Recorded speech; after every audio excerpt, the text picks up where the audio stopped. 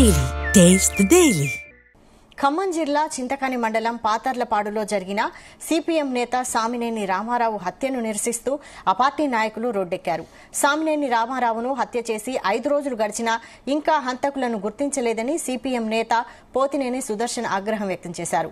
Deputy CM Bhatti Vikramarka అండదండలతోనే ఈ హత్య జరిగిందని ఆయన సంచలన వ్యాఖ్యలు చేశారు. భట్టి విక్రమార్క కనుసన్నల్లో కేసు విచారణ సాగుతుందన్నారు.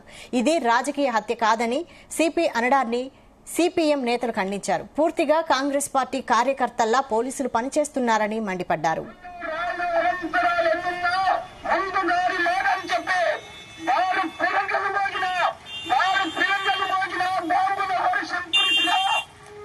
ఎప్పటికైనా డిమాండ్ చేస్తా ఉన్నాం పోలీసు యంత్రాంగాన్ని. అది మదర్ నియోజకవర్గం కాబట్టి, బట్టి విక్రమార్క గారి నియోజకవర్గం కాబట్టి కాంగ్రెస్ ని కాపాడటానికి బట్టి విక్రమార్క గారు జవాబు చెప్పుకోవాల్సినటువంటి బాధ్యత నుంచి తప్పించడానికి వీలైనటువంటి పద్ధతుల్లో మేము ఈ విచారణ చేస్తాము అని చెప్పేసి అంటే అంగీకరించేటటువంటి ప్రశ్నే లేదు.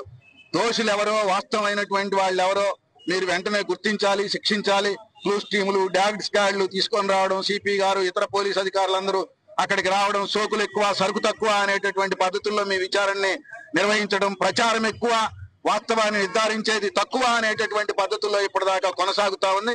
ఇప్పటికైనా మీరు వెంటనే విచారణ పద్ధతిని మార్చుకొని సామినేని రామారావు గారి కుటుంబం ఎవరినైతే దోషులుగా పేర్కొంటూ చెప్పిందో వాళ్ళని వెంటనే అరెస్ట్ చేసి ఆ వైపున విచారణ ప్రారంభించాలి. ప్రారంభించకపోతే ప్రజలు తమదైనటువంటి విచారణ ప్రారంభిస్తారు. దానికి జరగబోయేటటువంటి దానికి పోలీసు